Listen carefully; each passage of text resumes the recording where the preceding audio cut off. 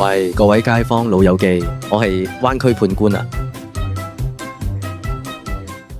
三水真係人傑地嚟㗎，三水正。個個都話出門似行花墟咁多人，跟住判官就唔使驚。今日我帶你嚟食好嘢，福田味道。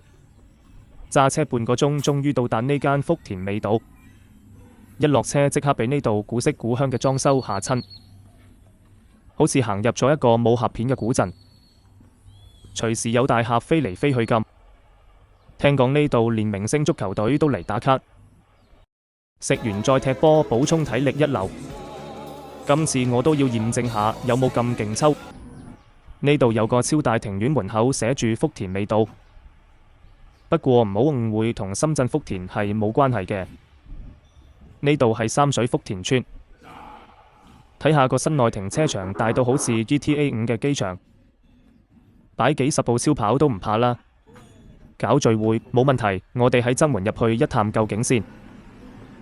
原來呢邊呢，喺房間都幾骨緻嘅，側面就見到一大堆荔枝木，唔知道有冇10噸呢？原來係燒鵝專用，燒出嚟嘅香味一定一流。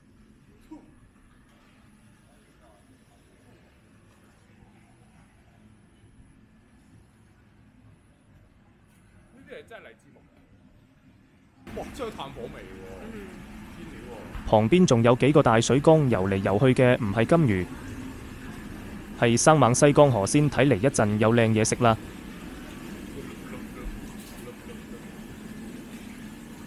呢個超大燒爐就係燒鵝爐，燒鵝現場即燒，煙霧繚繞，香味已經撲鼻而來。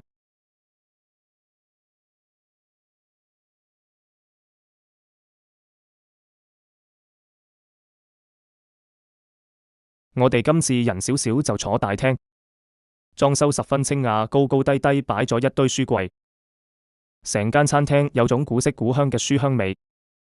我諗老闆應該係文化人嚟嘅，睇嚟唔單止識煮，仲識睇書。睇下餐牌先，真係多到眼花繚亂。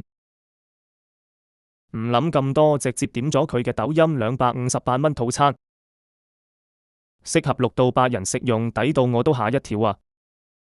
個套餐就包含晒啲招牌菜：清蒸西江河邊魚、荔枝木燒鵝、雀紅生猛沙蝦、純手工玉米蒸餃、鹿茸炒牛柳、野味燒排骨。最後當然仲有節瓜豆腐、元須河魚湯。首先登場嘅係清蒸西江河邊魚，成條魚擺上蒸氣未散，已經聞到條魚嘅鮮味。試一啖魚肉滑溜翅，嫩到好似豆腐咁。佢哋話呢條魚係啱啱喺大水缸度游出嚟，即叫即蒸夠新鮮。仲有少少嘅薑蔥同豉油提鮮，呢個係清蒸魚嘅靈魂。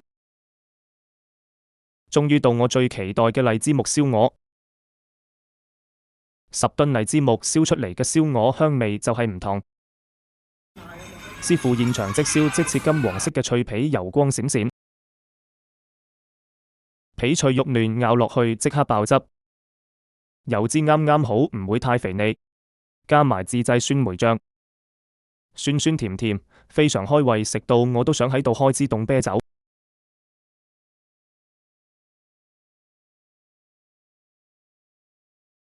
最後我哋飲埋個節瓜豆腐芫茜河魚湯，呢個湯係呢度嘅壓軸，奶白色嘅湯絕對唔係加咗3番奶，清清淡淡中帶煎魚香，豆腐滑到好似會喺口入面融化咁，仲有陣陣芫茜香，飲完一啖即刻補返個靈魂。附近有好幾個露營地，你食完仲可以喺附近散下步，吸收下大自然嘅味道。都真係幾舒服，即刻咩壓力都冇晒。總結嚟講，福田味道確實好好味。判官綜合評分：環境4星，味道爆星，性價比爆星。判決結果：三水福田味道必試，咁抵都唔試。你想走寶咩？記得 like、share、訂閱同埋 comment 啦。